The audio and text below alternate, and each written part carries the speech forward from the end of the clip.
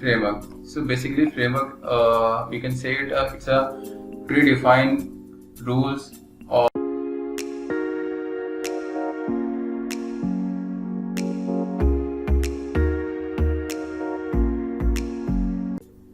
Hey guys, welcome back in the another video of collection framework in Java. So in this video we are going to learn the first topic of our content, which is what is Java collection framework. So in this video we are going to learn the basic theory, or we can say that the important theory related to the collection framework in Java. So before we are going to see the definition of collection framework, we need to learn about two words. First one is collection, second one is framework. So collection is basically stand for group, or we can say that collection is a group of individual objects which treats as single unit. And what is framework? A framework is a set of classes and interfaces which provide a ready-made architecture.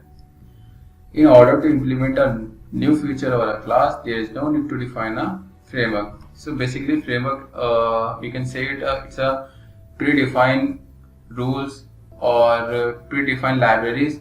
So we just need to go and learn about that libraries or classes or interfaces and access that objects to use.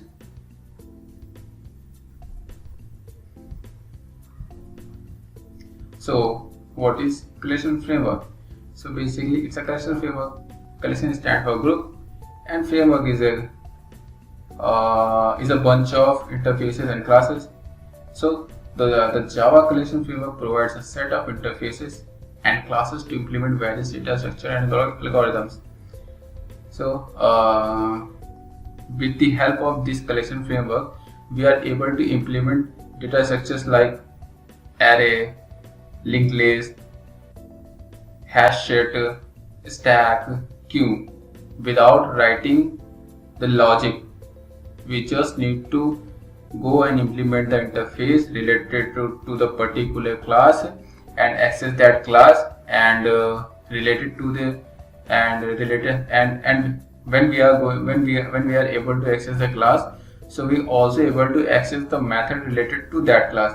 Like if I am talking about a list, so when we are going to implement a list, so we are able to access the method related to list like add. So add method is used to add element in the list, and remove method is used to remove the element from list.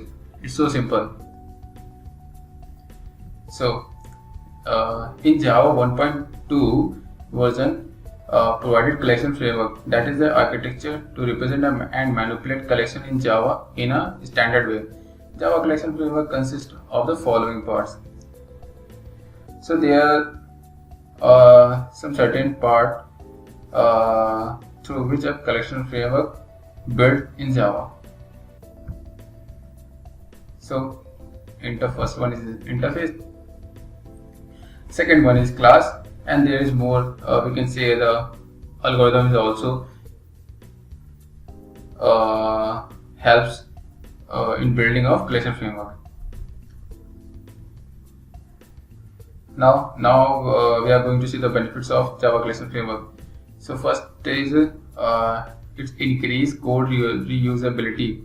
Like at once they created a collection framework, and we are going to access it all time without writing the same logic again and again.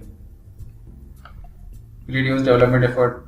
It obvious, like we already have prepared resources, so we just need to access that resource and implement them without writing a business logic. Increase program speed and quality. So when it increases code reusability, reduce development effort. So basically it increases the program speed and quality. Now we are going to see the hierarchy of collection framework. So this is the hierarchy structure of our collection framework. So the point which you have to remember or it's an important point, like the collection is a parent interface of all these interfaces and classes included in the collection framework. So I mentioned some character in brackets. So I stand for interface and C stand for classes. So collections are also a interface, which is a parent interface of all other interfaces and classes present in collection framework. So list is also a interface, queue is also an interface, set is also an interface. Inside the list interface, we have array list class, linked list class, vector class,